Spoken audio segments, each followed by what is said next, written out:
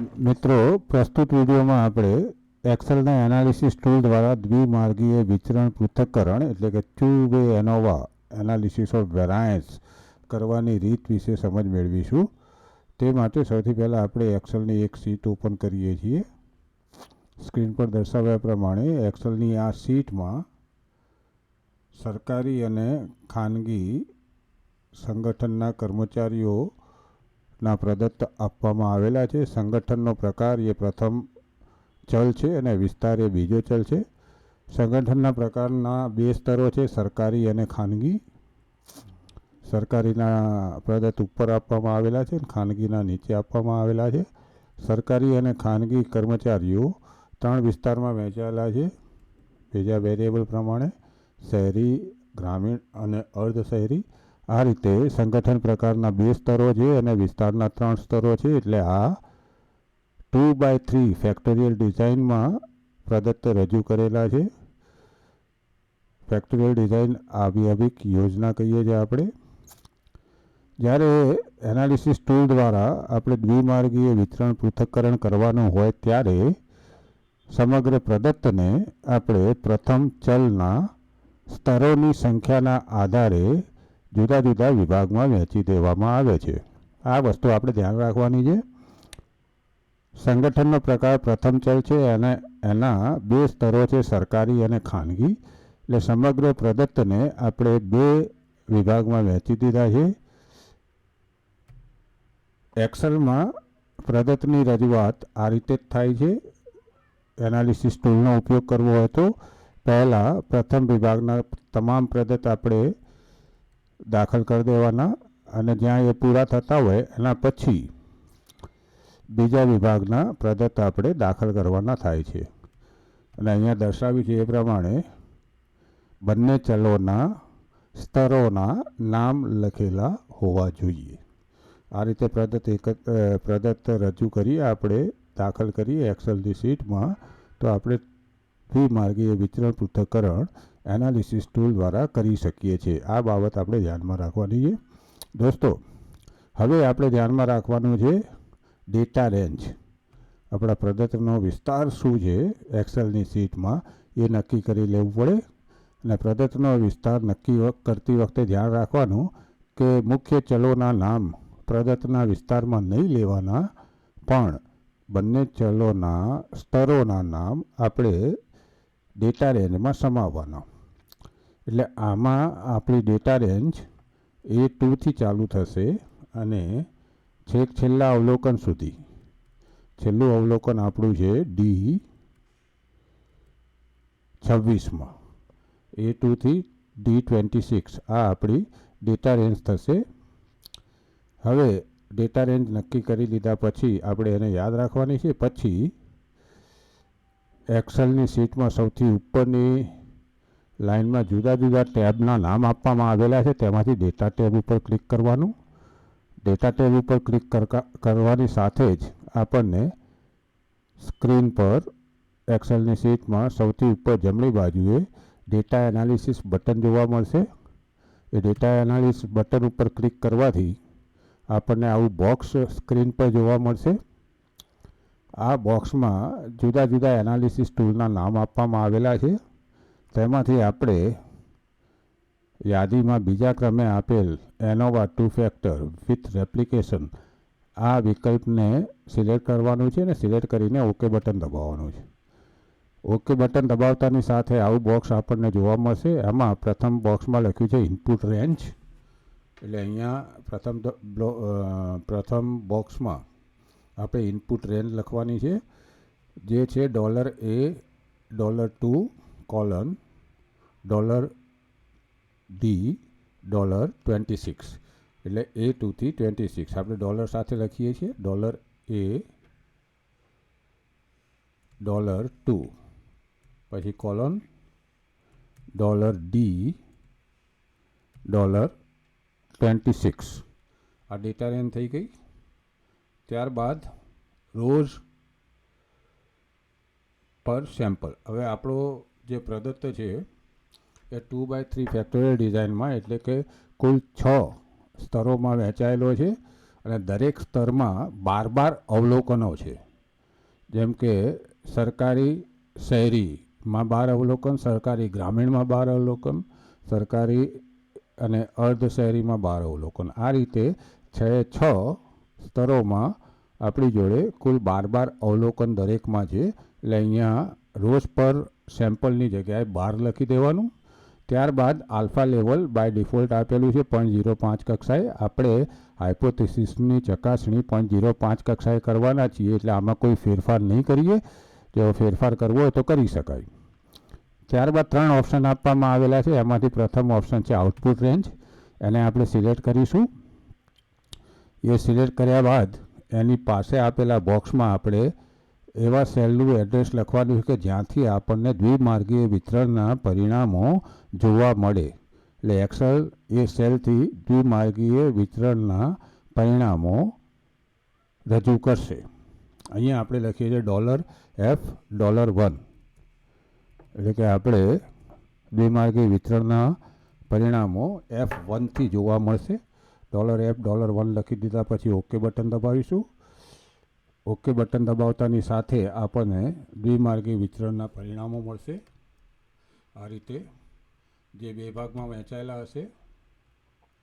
પ્રથમ ભાગમાં પ્રાથમિક ગણતરી માટેના પરિણામો છે. આ પ્રથમ ભાગ છે એનાલિસિસ ઓફ વેરાયન્સ, જે એનાલિસિસ ટૂલે આપણને કરીને આપ્યું છે. એમાં પ્રથમ ભાગમાં પ્રાથમિક ગણતરીના પરિણામો આપેલા છે. ત્યારબાદ બીજા ભાગમાં એનોવાનો સાર આપેલો છે, સમરી ઓફ એનોવા, જે આપણી ઉત્કલ્પનાની ચકાસણી માટે જરૂરી છે. એટલે આ રીતે 2 ભાગમાં આપણને પરિણામ મળશે એક્સેલની શીટ પરથી, અને આના આધારે આપણે ઉત્કલ્પનાની ચકાસણી કરી શકીશું. હવે કયા કયા માપો આપવામાં આવેલા છે તે આપણે જોઈ લઈએ. તો પ્રાથમિક ગણતરી માટેના ગણતરીના આધારે આટલી માહિતી આપણને એનાલિસિસ ટૂલ આપે છે.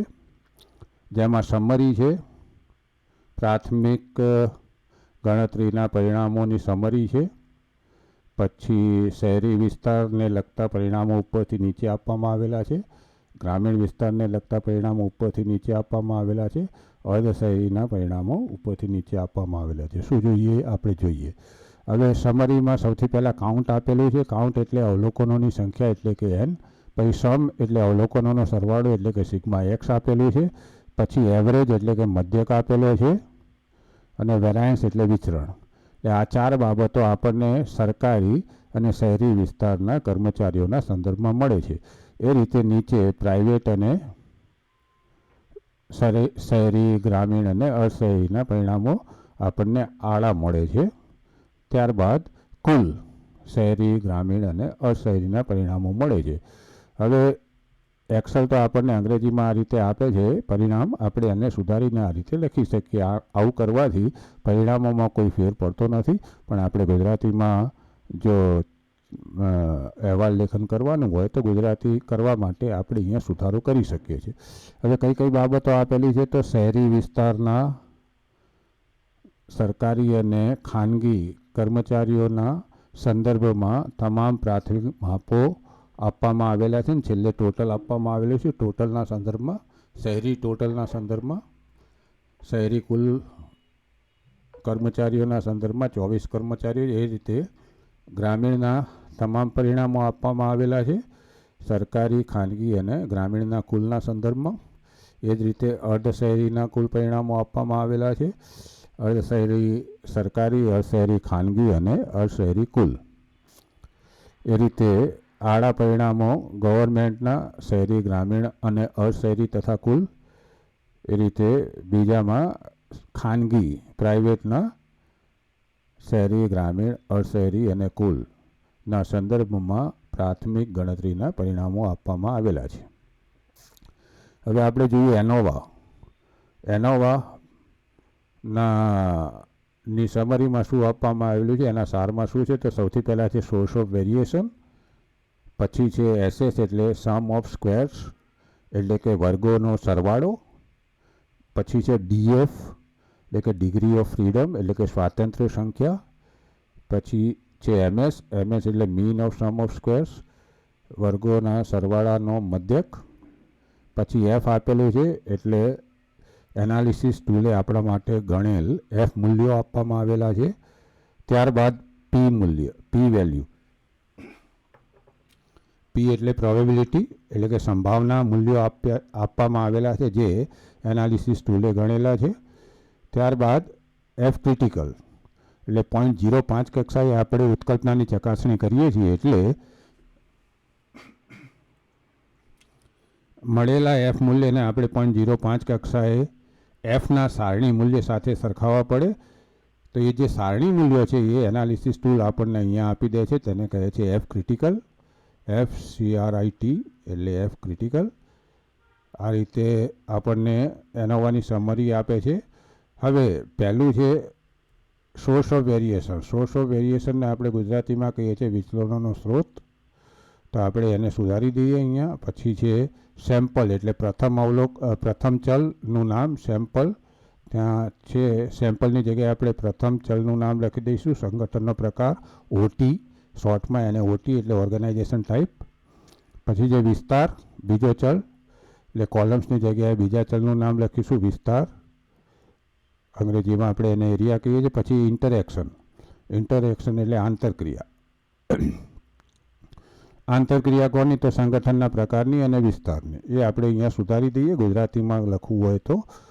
હવે જોઈએ interaction. Within groups. Within groups એટલે જૂથ અંતર્ગત. એ પણ સુધારી દઈએ વિધિન ગ્રુપ્સ. હવે જોઈએ ડીએફનું મૂલ્ય કઈ રીતે. તો આ સંગઠનના પ્રકારનો ડીએફનું મૂલ્ય 1 છે. એ ક્યાંથી મળે છે?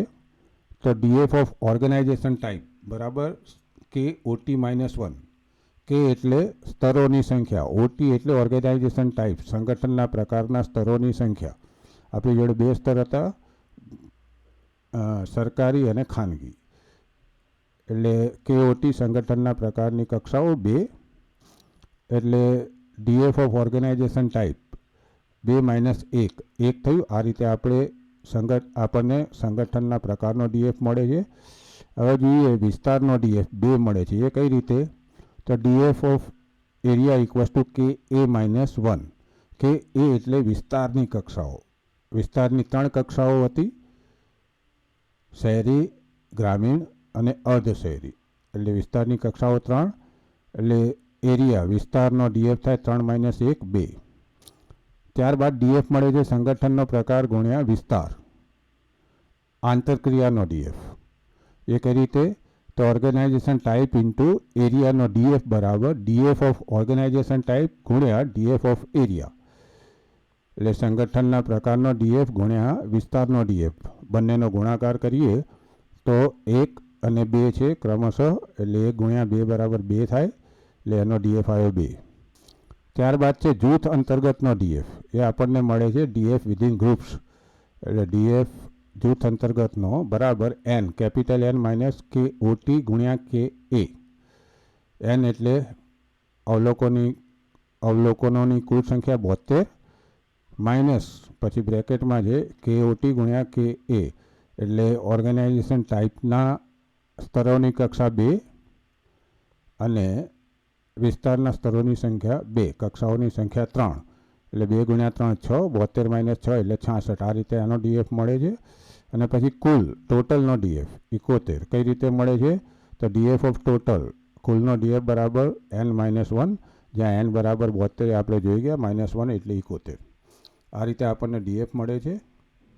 હવે એમએસ કઈ રીતે મળે છે? સંગઠનના પ્રકારનો એમએસ છે 292.014. એ કઈ રીતે મળે છે?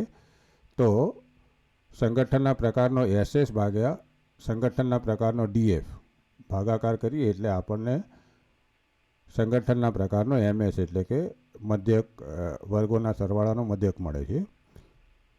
એમએસ વિસ્તારનો કઈ રીતે મળે છે? તો વિસ્તારના એસએસને વિસ્તારના ડીએફ વડે ભાગાકાર કરવાનો. એ રીતે આપણને મળે છે એમએસ વિસ્તારનો. પછી આંતરક્રિયાનો એમએસ પણ એ રીતે, આંતરક્રિયાનો એસએસ ભાગ્યા આંતરક્રિયાનો ડીએફ બરાબર આંતરક્રિયાનો એમએસ. એ જ રીતે જૂથ અંતર્ગતનો એમએસ એટલે જૂથ અંતર્ગતનો એસએસ ભાગ્યા જૂથ અંતર્ગતનો ડીએફ. આ રીતે આપણને એમએસ મળે છે.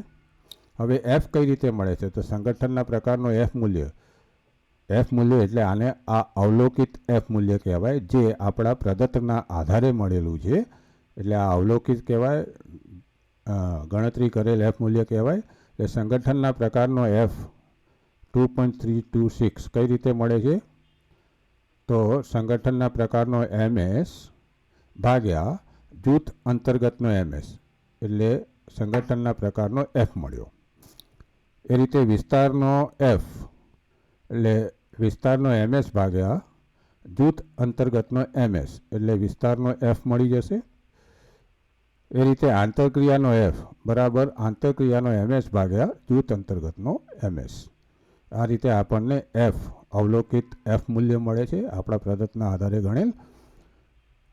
ત્યારબાદ છે પી મૂલ્ય. હવે પી મૂલ્ય અથવા એફ મૂલ્ય બંનેમાંથી ગમે તે મૂલ્યના આધારે આપણે શૂન્ય ઉત્કલ્પનાની ચકાસણી કરી શકીએ છીએ. બંનેથી કરવાની જરૂર નથી, બંનેના પરિણામો સમાન જ આવે છે.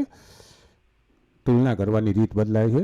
જો આપણે પી મૂલ્ય એટલે કે સંભાવના મૂલ્યના આધારે શૂન્ય ઉત્કલ્પનાની ચકાસણી કરવી હોય તો આ નિયમો યાદ રાખવાના, જે નીચે સ્ક્રીન પર દર્શાવવામાં આવેલું છે.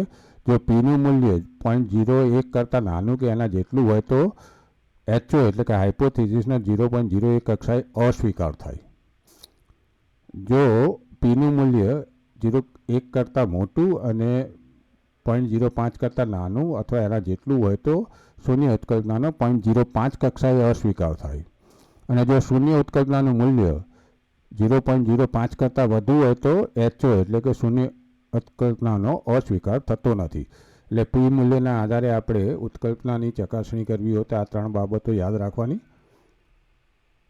પહેલું પી મૂલ્ય છે આપણે સંભાવના મૂલ્ય છે, સંગઠનના પ્રકારનું છે 0.132. આના આધારે સંગઠનના પ્રકારની ઉત્કલ્પનાની ચકાસણી કરવી હોય તો આપણે એને સરખાવીએ તો સંગઠનના પ્રકારનો પી 0.132 છે, જે 0.05 કરતાં વધુ છે, તેથી શૂન્ય ઉત્કલ્પનાનો અસ્વીકાર થતો નથી. એ રીતે વિસ્તારનું પી મૂલ્ય સંભાવના મૂલ્ય છે 0.106 અને વિસ્તારનો પી 0.106 0.05 કરતાં વધુ છે, તેથી વિસ્તારને લગતી ઉત્કલ્પનાનો અસ્વીકાર થતો નથી. ત્યારબાદ જોઈએ આંતરક્રિયા. તો આંતરક્રિયાનું પી મૂલ્ય 0.382 છે, જે 0.05 કરતાં વધુ છે, તેથી શૂન્ય ઉત્કલ્પનાનો અસ્વીકાર થતો નથી. આંતરક્રિયા સાથે સંકળાયેલી શૂન્ય ઉત્કલ્પનાનો આ રીતે અહીંયા ત્રણેય ઉત્કલ્પનાનો અસ્વીકાર થતો નથી, કારણ કે ત્રણેયના પી મૂલ્ય સંભાવના મૂલ્યો ગણતરી કરેલ સંભાવના મૂલ્ય આપણા પ્રદત્તના આધારે ગણેલ સંભાવના મૂલ્ય 0.05 કરતાં વધુ છે, એટલે એક પણ શૂન્ય ઉત્કલ્પનાનો અસ્વીકાર થતો નથી. આ બાબતને ધ્યાનમાં રાખીશું આપણે સંભાવના મૂલ્યના આધારે ઉત્કલ્પનાની ગણતરી કરતી વખતે. હવે આપણે એફ મૂલ્યના આધારે ઉત્કલ્પનાની ચકાસણી કરવાની જરૂર રહેતી નથી, તેમ છતાં પણ આપણે સમજી લઈએ કે એફ મૂલ્યના આધારે કઈ રીતે ઉત્કલ્પનાની ચકાસણી કરવી.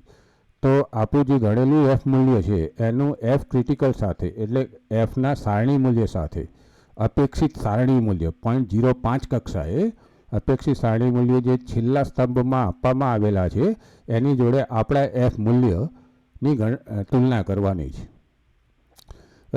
સારણીમાં છેલ્લે એફનું 0.05 કક્ષાએ અપેક્ષિત સારણી મૂલ્ય DF 1 અને 66 માટે આપવામાં આવેલું છે. જ્યારે એફ મૂલ્યની સારણી જોઈએ છે ત્યારે બે DF જોવા મળે છે, એક જે તે ચલનો DF અને એક જૂથ અંતર્ગતનો. એટલે DF 1 66 માટે 0.05 કક્ષાએ એફનું અપેક્ષિત સારણી મૂલ્ય 3.986 છે. એ રીતે 3.136 એ વિસ્તારનું સારણી મૂલ્ય છે અપેક્ષિત, જે DF 2 અને 66 માટેનું છે. અને એ જ રીતે છેલ્લું એફ ક્રિટિકલ મૂલ્ય એફનું સારણી મૂલ્ય અપેક્ષિત સારણી મૂલ્ય 0.05 કક્ષાએ 3.13 છે, જે DF 2 અને 66 માટેનું છે. હવે આ એફના સારણી મૂલ્ય સાથે આપણા એફના અવલોકિત મૂલ્યની તુલના કરવાની. આપણું એફનું અવલોકિત મૂલ્ય સંગઠનના પ્રકારનું છે 2.326 અને એફનું સારણી મૂલ્ય છે 3.986, જો અવલોકિત મૂલ્ય સારણી મૂલ્ય કરતાં ઓછું હોય તો શૂન્ય ઉત્કલ્પનાનો અસ્વીકાર થતો નથી. પછી વિસ્તારનું અવલોકિત મૂલ્ય છે 2.326 અને વિસ્તારનું અપેક્ષિત સારણી મૂલ્ય છે 3.136. અહીંયા પણ અવલોકિત મૂલ્ય સારણી મૂલ્ય કરતાં ઓછું છે, તેથી શૂન્ય ઉત્કલ્પનાનો અસ્વીકાર થતો નથી.